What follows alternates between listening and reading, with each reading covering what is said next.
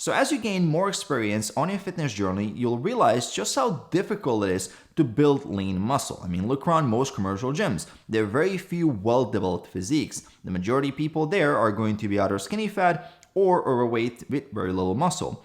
And in this video, I'm going to cover the truth about why that's the case, why so many people struggle with building muscle, and what you need to adjust in your program so you can avoid the mistakes and you can start seeing great results. Now, the first mistake most people make is that they don't know what they're actually training. And here's what I mean by this. You'd be surprised with how few people, even after spending a few years going to the gym, really understand which body parts they're supposed to be working on. And they've never made an effort to understand even the very basic anatomy of which exercises target which muscle groups. And there's a reason the strongest and the most developed guys talk about training their lats, their pecs, their quads, their delts, their hamstrings. They view exercises as tools to stimulate these specific muscle groups. And I'm not saying you need to memorize an entire anatomy textbook, but you should have at least some understanding of what you're trying to do with each exercise that's a part of your program. This goes a very long way to help you execute the program correctly, because unfortunately 8 out of 10 people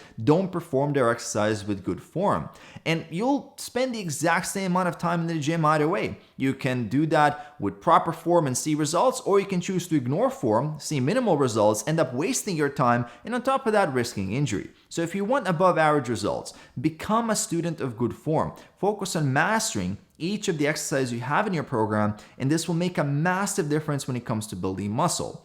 Now that you have your form fixed, the second thing you need to master is training with a high level of effort. This is a non-negotiable principle when it comes to building muscle. And in order to have an effective muscle building stimulus, you need to take your sets near failure. And I see that most people in the gym violate this principle. They may come close to failure, go to failure on a bicep curl or a tricep extension, but even that's rare because usually their form breaks down before that point. But I very rarely see anybody do this on a compound lift for their upper body, and let alone their lower body. Almost nobody ever does that. They're usually 5 or 6 reps shy of failure. And people will usually try to add more sets, some will try to add more exercises, and then you talk to guys and they're doing 15, 20 sets for a body part per session and complaining they're not seeing any growth. But those are all low quality sets, very, very far from failure. And more isn't always better. Personal example, I almost never do more than 8 working sets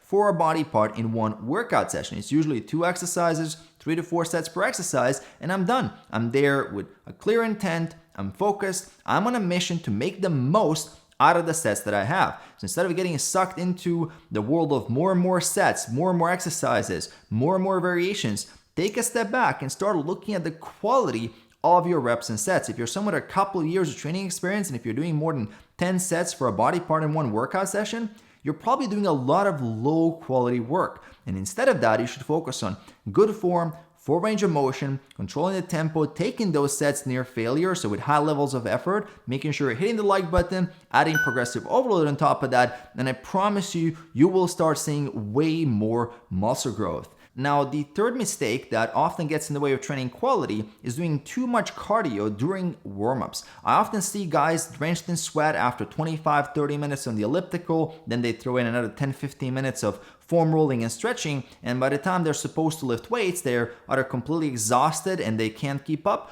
or they are now rushing the rest of the workout session because they're running out of time and they're resting only 20-30 seconds between sets and have to go home. And they're barely getting any good quality stimulus to grow muscle. And I'm not saying you should skip the warm-up and the warm-up is not important, but you have to do it the right way. The goal of warming up is to make sure your body temperature goes up, you improve your blood flow, you get your connective tissue ready to operate at full range of motion, and you also get some technique practice. The goal is not to exhaust yourself. Your general warm-up should be no more than 10 to 15 minutes. Everything else is specific to the exercise that you have planned that day. For example, if I'm doing a lower body day and I have squats, I'm going to start with an empty bar, slowly start adding weight until I get close to my working weight, and then I'm going to start my sets. Now, sometimes what I like to do to get even more ready is to do one set of 1 or 2 reps with a weight that's slightly heavier than my working weight, and that tends to help a lot. Now, if you want to do your cardio, just do it after you finish lifting weights.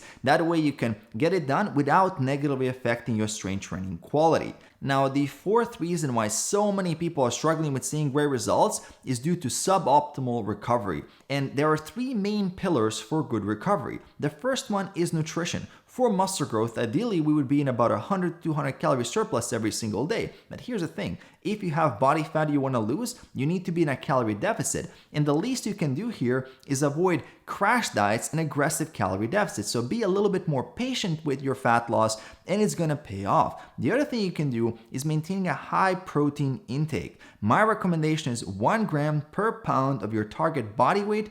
Get that amount of protein every day and you're going to be good to go. Now, the second thing you can do to dramatically improve your recovery is to optimize your sleep. There's a reason why athletes sleep 8 hours or more each night. Sleep deprivation isn't just bad for your food decisions and makes it really hard to stick to your diet. It's also going to negatively impact your training. It won't allow you to recover between the sessions, so you won't be able to progressive overload and you're basically going to get stuck. My recommendation is to make it a very high priority to get 7 hours of sleep each night. You build from there, and on top of that, you also work to improve your sleep quality. You can do that by getting bright light exposure early in the day in the morning, also by dimming the lights right before you go to bed, removing electronics from your bedroom, not doing any super stressful tasks right before you go to bed. Also, with your bedroom, make sure it's quiet, it's dark, it's colder, and then if you have a bad night of sleep, you can always do a 20 to 30 minute quote-unquote muscle nap right before the workout or in the afternoon, and that's going to make a really big difference for your recovery and your gains. Now, the third way you can improve your recovery is also by managing your psychological stress. If you're into personal development like I am, it's very easy to fall into the mindset where you see every moment as an opportunity to improve.